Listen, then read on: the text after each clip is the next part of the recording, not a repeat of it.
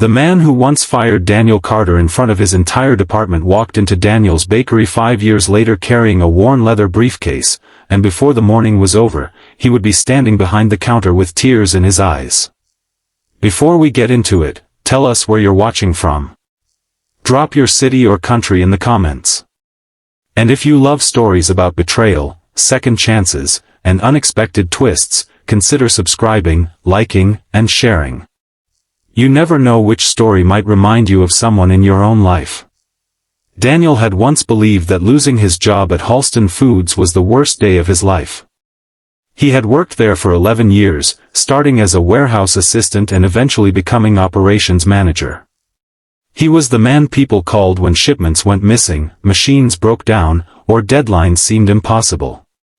Then came the Thursday morning meeting. His boss, Richard Halston, walked into the conference room with 3 executives behind him. "Daniel, you're being terminated effective immediately." Daniel stared at him. "Why?" Richard slid a folder across the table. "Poor leadership. Missed targets. Lack of initiative." Daniel opened the folder. The numbers inside were familiar. More than familiar, they were manipulated. "These figures aren't mine," Daniel said quietly. "Someone changed the reports." Richard didn't even look at the papers. "I've made my decision."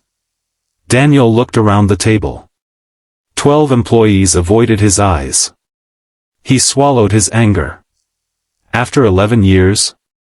Richard leaned back. "Business isn't about loyalty, Daniel." Those words stayed with him long after he walked out carrying a cardboard box. For months, Daniel struggled. His savings disappeared.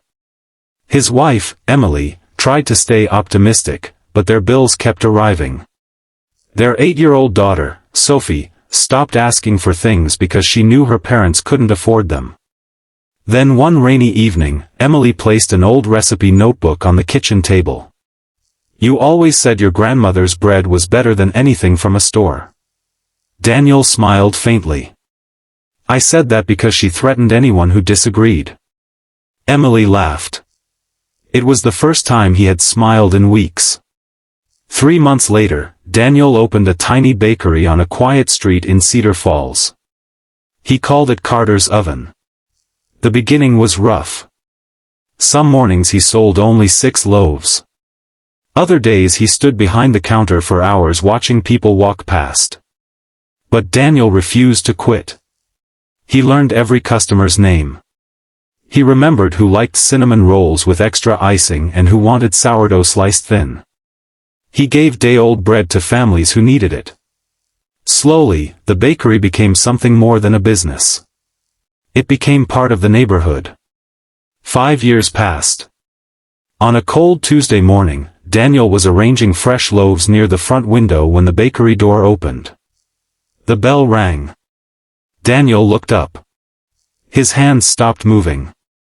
Richard Halston stood there. Older now. Gray at the temples.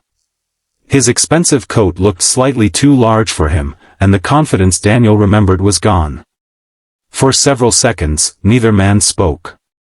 Richard finally said, "Daniel." Daniel wiped his hands on his apron.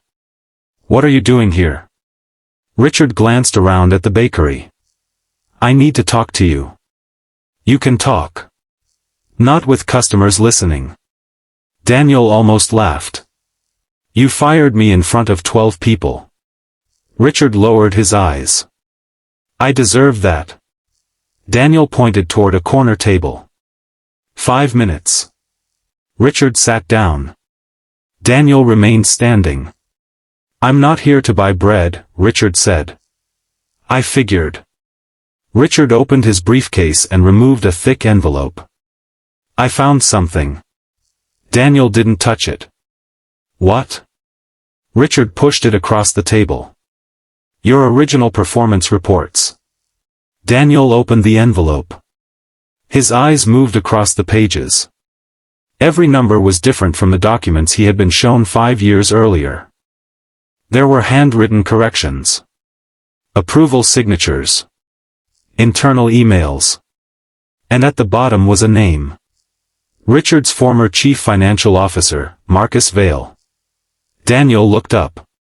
Marcus changed the reports? Richard nodded. He was stealing from the company. He needed someone to blame when the auditors started asking questions. Daniel's jaw tightened. And you believed him? Richard's silence answered everything. I was afraid, Richard finally admitted. I thought protecting the company meant protecting the executives. I fired you because it was easier than questioning what I was being told. Daniel closed the folder. You ruined 5 years of my life.